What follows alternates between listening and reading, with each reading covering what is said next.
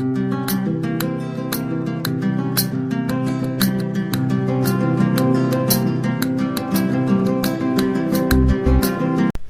Friends, आइए आज हम लोग चर्चा करते हैं भारत की स्थिति और विस्तार के बारे में। India, location and extent. तो सबसे पहले हम लोग चर्चा करेंगे भारत की स्थिति क्या है। पिछले क्लास में मैंने आपको बताया था कि भारत उत्तरी गोलार्ध में स्थित है, यानी भारत की जो स्थिति है वो आपको नॉर्थ हेमिस्फीयर में है, यानी भारत जो है उत्तरी गोलार्ध में स्थित है। दूसरी बात कि ग्रीनविच की जो रेखा है, यानी 0 डिग्री की जो लॉन्गिट्यूड है, वो पिछली क्लास में मैं आपको बताया था ग्लोब को ईस्ट हेमिस्फीयर और वेस्ट हेमिस्फीयर में बांटती है। तो इस प्रकार से इक्वेटर नॉर्थ हेमिस्फीयर और साउथ हेमिस्फीयर, और ये 0 डिग्री ईस्ट हेमिस्फीयर, यानी कि ये 4 भागों में ग्लोब को हम बांटे हैं। तो अगर इसका नंबरिंग हम करें तो 1 2 3 4 है ना, तो भारत जो है इस 1 नंबर में है, यानी कि भारत की जो स्थिति है वो नॉर्थ और ईस्ट हेमिस्फीयर में है। उत्तर और पूर्वी गोलार्ध में भारत स्थित है। कहीं कहीं आपसे पूछ सकता है, तो वहां पे स्थिति पूछ सकता है, वहां पे आपको ऑप्शंस में हो सकते हैं north east, north west, south east, south west. तो उस कंडीशन में आप कंफ्यूज हो जाएंगे। इसलिए भारत की जो एग्जैक्ट स्थिति है, एग्जैक्ट जो लोकेशन है, वो नॉर्थ ईस्ट में है।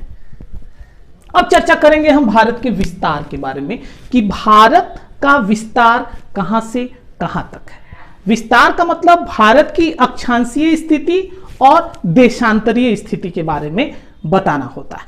तो भारत की जो अक्षांशीय स्थिति है वो 8 डिग्री, भारत का जो लैटिट्यूडनल एक्सटेंशन है, लैटिट्यूड, तो भारत का जो लैटिट्यूडनल एक्सटेंशन है वो है 8 डिग्री 4 मिनट से 37 डिग्री 6 मिनट नॉर्थ। ये देखिए 8 डिग्री 4 मिनट है ना, नॉर्थ से, उत्तर से 37 डिग्री 6 मिनट उत्तर, है ना, यानी कि 8 degree 4 minute to 37 degree 6 minute north जो है भारत का लैटिट्यूडनल एक्सटेंशन है।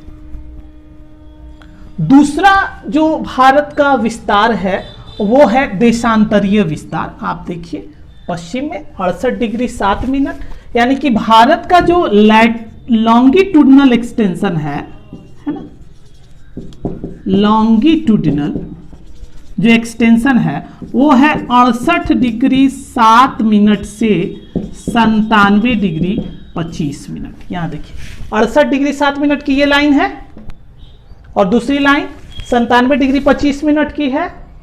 तो ये दो देशांतरों के बीच, यानी कि भारत का जो देशांतरीय विस्तार है वो 68 डिग्री 7 मिनट से 97 डिग्री 25 मिनट है।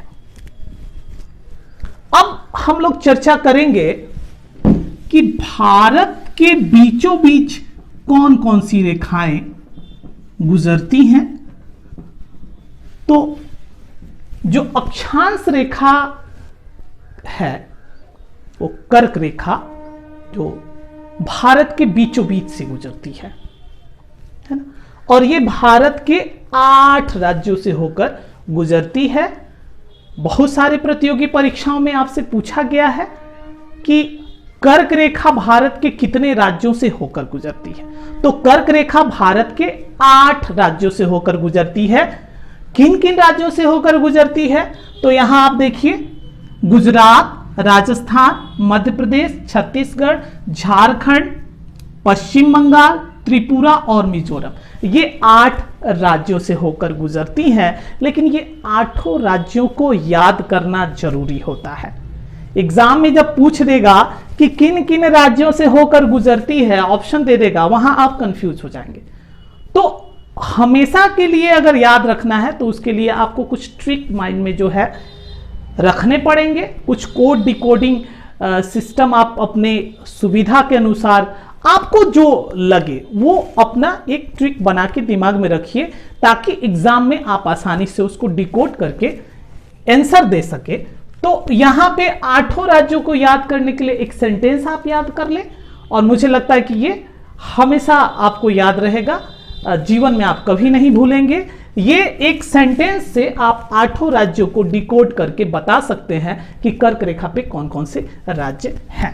तो इसके लिए ये सेंटेंस आप याद करिए, मित्र पर गमछा झाड़, है ना। तो मी से हो गया, यहां पे आप देखिए मिजोरम, त्र से त्रिपुरा, प से पश्चिम बंगाल, वेस्ट बंगाल यहां देखिए, र से राजस्थान, ग से गुजरात, म से मध्य प्रदेश, छा से यानी कि छत्तीसगढ़, और झाड़ से झारखंड। तो इस प्रकार से 8 राज्य जो कर्क रेखा पर स्थित हैं आपको बहुत ही आसानी से याद हो जाएंगे। दूसरी जो महत्वपूर्ण रेखा है वो है 82.5 डिग्री की रेखा, और यही रेखा भारत के समय का निर्धारण करती है। भारत के सभी राज्य यहीं से अपने घड़ी को मैनेज करते हैं। अगर ऐसा नहीं होता तो आप देखिए, ये गुजरात 68 डिग्री पे है और अरुणाचल प्रदेश 97 डिग्री पे है। तो देखिए लगभग 30 डिग्री का अंतर है।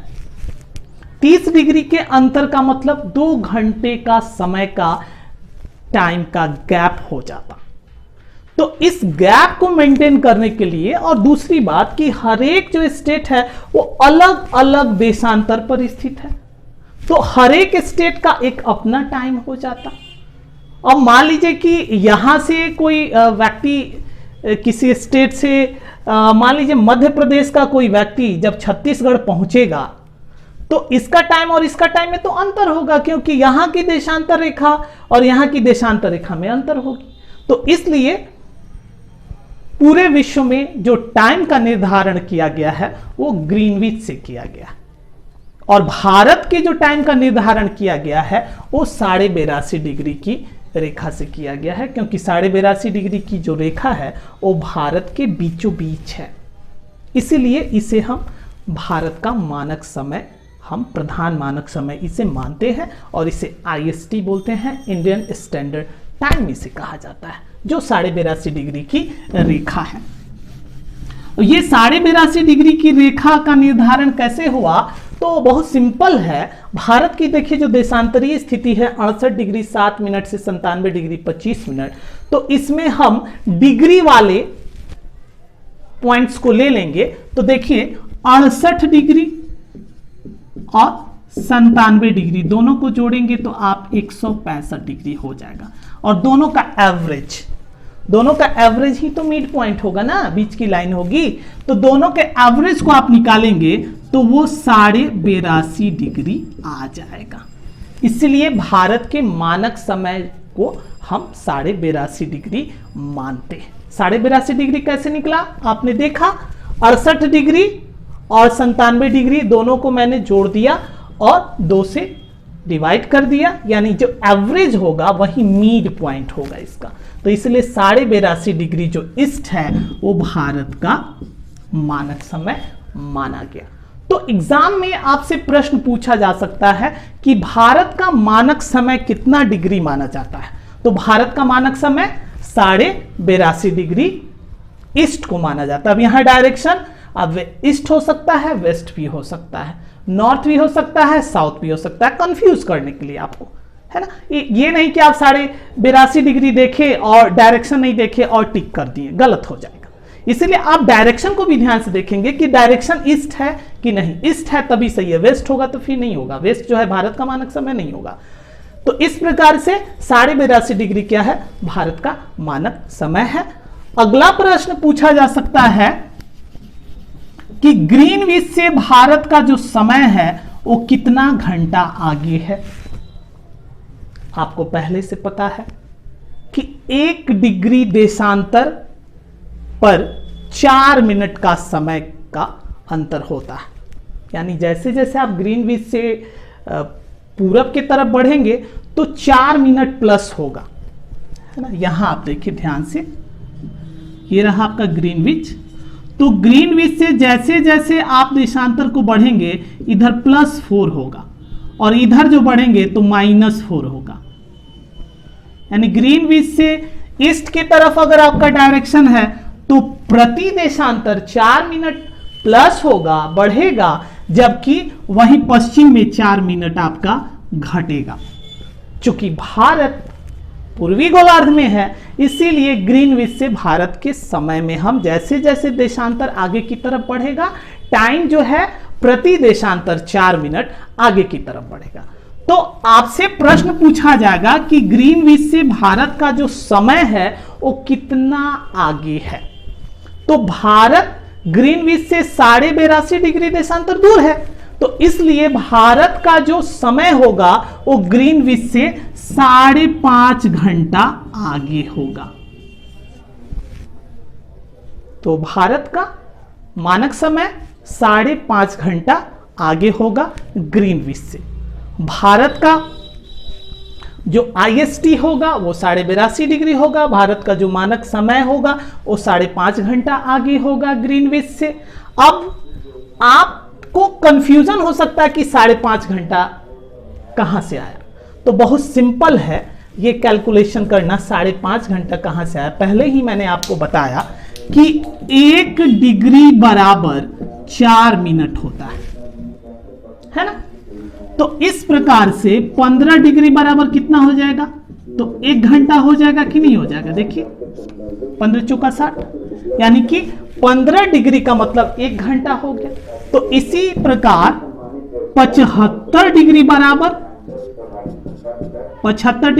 5 घंटा होगा और 15 का हाफ है ना, 15 का आधा 7.5 डिग्री होता है। तो 75 और प्लस 7.5 82 डिग्री और 5 घंटा यहां हुआ था 75 डिग्री का और 7.5 डिग्री का आधा घंटा 30 मिनट। तो इस प्रकार से आपका 5 घंटा 30 मिनट कितना पे 82.5 डिग्री पर। तो इस प्रकार से आप समय भी निकाल लिए कि 82.5 डिग्री बराबर 5.5 घंटा कैसे होगा। Very simple, 1 degree equal to 4 minute, 15 degree equal to 1 hour. तो इसीलिए 75 degree equal to 5 hour and 7.5 equal to 30 minute. तो टोटल 82.5 इक्वल टू 530। इसलिए भारत का मानक समय जो है 5.5 घंटा ग्रीनविच से आगे होता है। अब आप टाइम जो है आसानी से निकाल सकते हैं। आपको अगर किसी भी देश की देशांतरीय स्थिति का जानकारी है, पता है, तो आप विश्व के किसी भी देश के टाइम को निकाल सकते हैं। दूसरे क्लास में एक दिन हम लोग चर्चा कर लेंगे कि किसी भी देश के समय को हम कैसे निकालेंगे, है ना। दूसरे क्लास में हम लोग इसका चर्चा करेंगे। अब ये जो IST है 82.5 डिग्री है वो गुजरती कहां से है, इस पे भी बहुत सारे प्रतियोगी परीक्षाओं में प्रश्न पूछा गया। तो ये 82.5 डिग्री इलाहाबाद के पास एक नैनी है ना। तो इलाहाबाद के नैनी से गुजरता है और ये मिर्जापुर से भी गुजरता है। 82.5 डिग्री की जो रेखा है वो मिर्जापुर से, उत्तर प्रदेश के मिर्जापुर में से यह गुजरता है। तो क्या सिर्फ ये उत्तर प्रदेश के मिर्जापुर से ही गुजरता है? नहीं, उत्तर प्रदेश के मिर्जापुर से मुख्य रूप से इसे बताया गया है, लेकिन ये अन्य 5 राज्यों से गुजरता है। उत्तर प्रदेश के अतिरिक्त और 4 राज्य, यानी टोटल 5 राज्यों से ये होकर गुजरता है। लेकिन इलाहाबाद के नैनी से ही हम समय का मिलान करते हैं, इलाहाबाद के नैनी से। जो भारत के संपूर्ण भारत के जो समय का निर्धारण होता है वो इलाहाबाद के नैनी से ही होता है। और ये यूपी के अतिरिक्त अन्य 4 राज्यों से होकर गुजरता है। इस पे भी आपसे प्रश्न पूछा जा सकता है कि 82.5 डिग्री की जो रेखा है वो किन किन राज्यों से होकर गुजरती है। तो इसके लिए भी एक सामान्य सा ट्रिक है, इसको आप याद रखेंगे। 2 ट्रिक एक कर्क रेखा के लिए और दूसरा जो है 82.5 डिग्री के लिए, IST के लिए। तो इसका जो ट्रिक है वो है उमा 360। उमा 360 आप अपने माइंड में रखिएगा। इससे आपको आसानी से 82.5 डिग्री पे कौन कौन से राज्य हैं आप आसानी से बता सकते हो। तो पहला जो स्टेट है U for UP, M for MP, A for AP, मतलब AP का मतलब यहां आंध्र प्रदेश लेंगे, अरुणाचल प्रदेश नहीं लेंगे। 36 यहां लेंगे, 36 का मतलब छत्तीसगढ़ लेंगे, और 0 का मतलब ना आप यहां O ले, है ना, O समझ जाइए आप, डिकोडिंग इसको O से करिएगा। तो ये हो गया आपका उड़ीसा। तो इस प्रकार से ये 5 राज्यों से होकर 82.5 डिग्री भारत से गुजरती है। तो इस प्रकार से आप कर्क रेखा भारत के 8 राज्यों से होकर गुजर रही है और 82.5 डिग्री भारत के 5 राज्यों से होकर गुजर रही है। ये आपको याद हो गया होगा।